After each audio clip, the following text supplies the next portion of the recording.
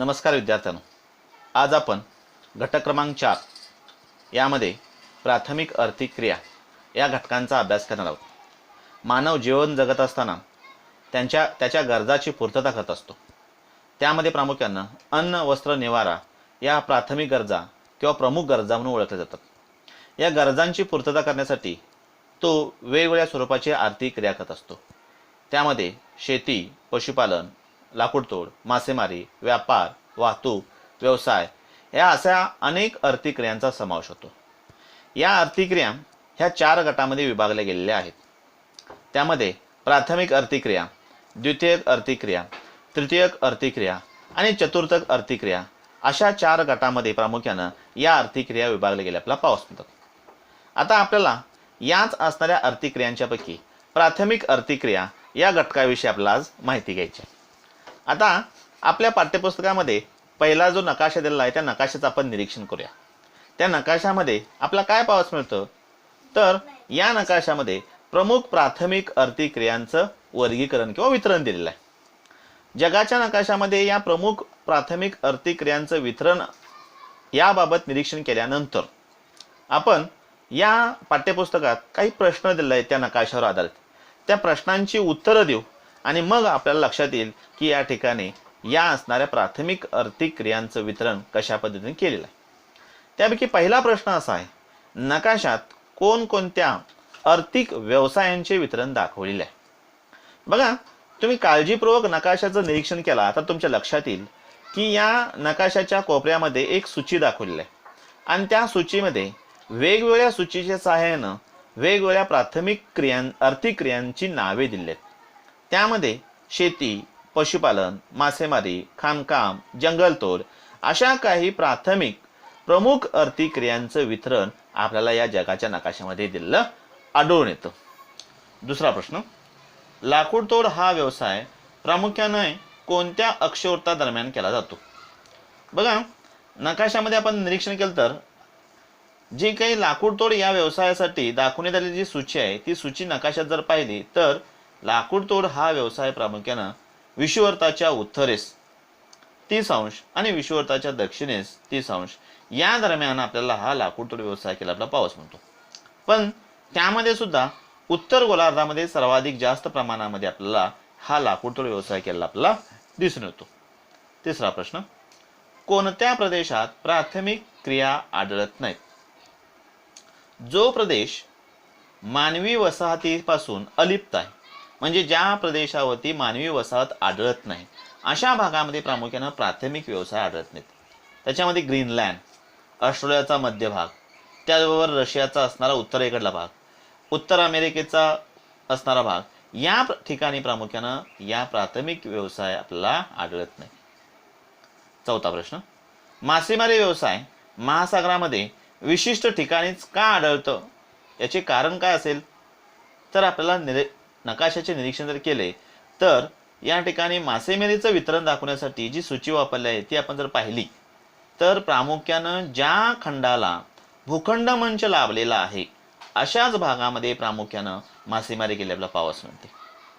पाचवा प्रश्न, युरोप खंडात कोणकोणत्या आर्थिक क्रिया अधिक आढळतात. युरोप खंडाचा जर विचार केला तर युरोप खंडामध्ये प्रामुख्यानं शेती, पशुपालन, त्याचबरोबर लाकूडतोड, खाणकाम या ज्या काही प्रमुख आर्थिक क्रिया आहेत या आर्थिक क्रिया युरोप खंडामध्ये केलेल्या आपल्याला पाहावयास मिळतात. सहावा प्रश्न, समुद्रामध्ये दर्शविलेले खाणकामाचे चिन्ह कोणते उत्पादन दर्शवित असेल. प्रामुख्यानं याचा जर विचार केला तर समुद्रामध्ये नैसर्गिक वायू आणि पेट्रोलियम पदार्थ या 2 गोष्टीचं उत्पादन आपण समुद्रामध्ये घेतो. सातवा प्रश्न, कोणत्या खंडात खाणकाम व्यवसाय आढळतात.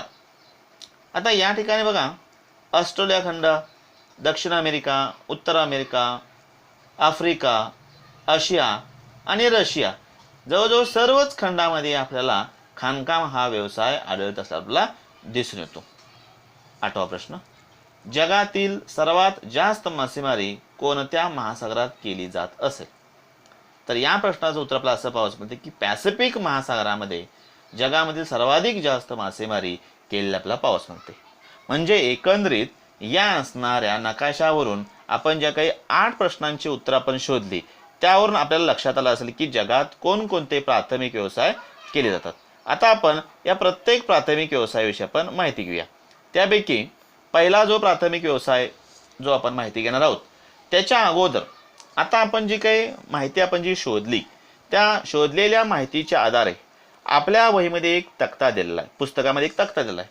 तो तक्ता आपल्याला काय करायचा आहे, वहीमध्ये पूर्ण करायचा आहे. तो तक्ता काय दर्शवतो तर प्राथमिक आर्थिक क्रिया ज्या शेती, पशुपालन, मासेमारी, खाणकाम, लाकूड तोड, फळे व कंदमुळे गोळा करणे या प्राथमिक आर्थिक क्रिया.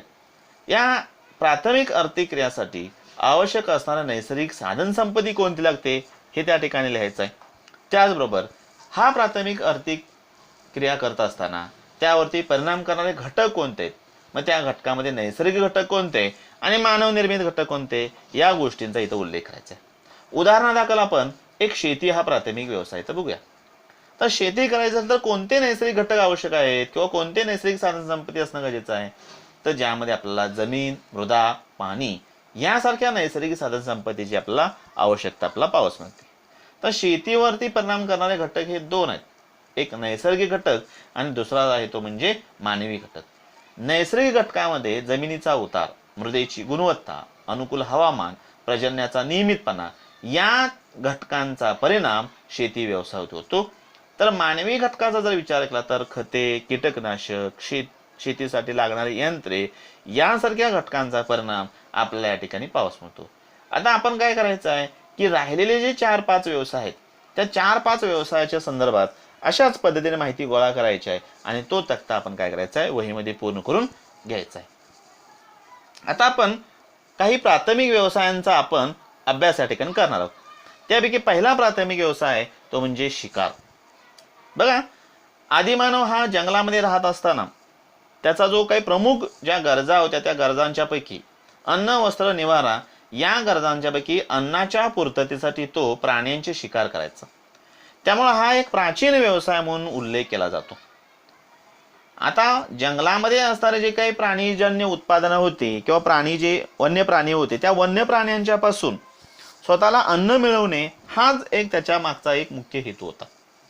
पण सद्यस्थितीचा जर आपण विचार केला तर आज मोठ्या प्रमाणावर शिकारीचं प्रमाण वाढलेलं आहे आणि या वाढत्या शिकारीच्या प्रमाणामुळे प्राण्यांच्या अनेक जाती या नष्ट होण्याच्या मार्गावरती आहेत किंवा काही नष्ट झालेत. उदाहरणार्थ चित्तासारखा असणारा प्राणी. मग या व्यवसायावर आज जगभरामध्ये कायद्याच्या माध्यमातून नवनवे कायदे स्थापन करून व्यवसायावरती बंदी घालण्यात येत आहे. याचं कारण असं आहे की नष्ट होत चाललेल्या ज्या काही प्राणी आहेत त्यांचं संरक्षण व्हावं, त्यांचं संवर्धन व्हावं या हेतूने या नवनवीन कायद्यांच्या मार्फत शिकारीवरती आज बंदी आणली जाते आणि त्यामुळं या शिकार हा प्राथमिक व्यवसाय आज काही प्रमाणामध्ये जगात कमी प्रमाणात आपला पाहावयास मिळतो. तरी सुद्धा सद्यस्थिती आपण जर पाहिली तर जंगलामध्ये राहत असणारी जी काही आदिवासी जमात आहे त्या आदिवासी जमातींच्या मार्फत स्वतःच्या चरितार्थासाठी, उदरनिर्वाहासाठी शिकार हा व्यवसाय केला आपला पाहावयास मिळतो. आता या आदिवासी जमाती जर कोणत्या तर याविषयी आपण जर माहिती बद्दल आपल्याला असं पाहावयास मिळतं, म्हणजेच याचं जागतिक वितरण जर पाहावं झालं तर आपल्याला असं पाहावयास मिळतं की दक्षिण आफ्रिका खंडामधील कलहरी वाळवंटातील बुशमेन नावाची आदिवासी जमात, विषुववर्तीय सेल्वाज घनदाट जंगलातील पिग्मी, बोरा इंडियन या आदिवासी जमात आहेत.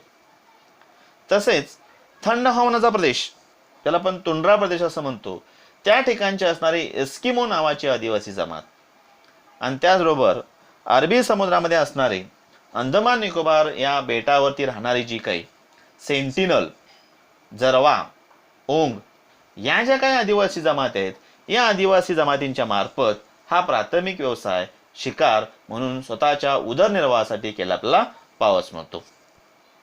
आता यामध्ये प्रामुख्यानं हा व्यवसाय ज्यावेळेस करत असतात त्यावेळेस स्वतःचा उदरनिर्वाह करणं हाच फक्त त्याच्या मागचा हेतू आपला पाहावयास मिळतो.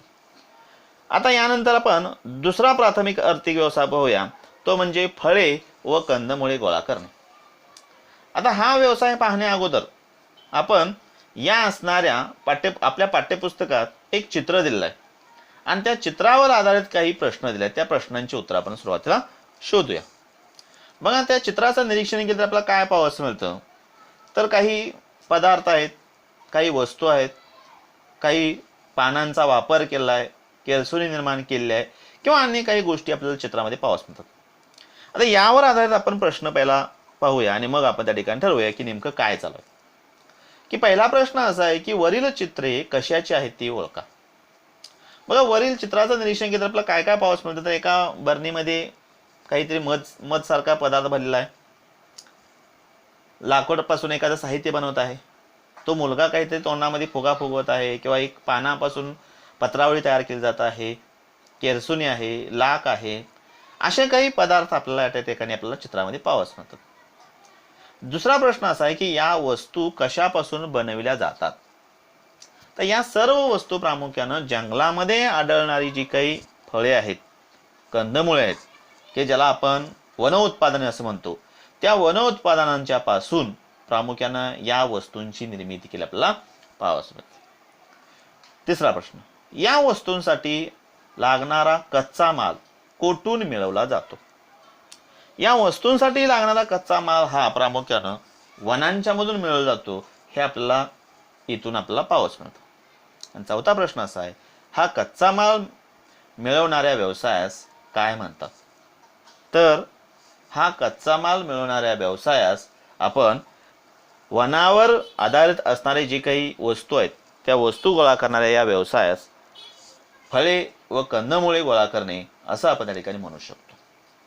आता हा व्यवसाय प्रामुख्यानं वनावर आधारित असलेला आपल्याला पाहावयास मिळतो. का? कारण या सर्व वस्तू वनांच्या मध्येच आपल्याला उपलब्ध होतात. जंगलामध्ये उपलब्ध असणारी फळे, कंदमुळे, फुले, पाने, औषधी वनस्पती, डिंक, राळ, लाख, मध, मेण यासारखे पदार्थ गोळा करायचे आणि ते स्थानिक बाजारपेठेमध्ये विकून त्यावर आधारित आपला उदरनिर्वाह करायचा, असा हा उद्योग हे जंगलामध्ये राहणाऱ्या लोकांच्या म्हणून केला जातो.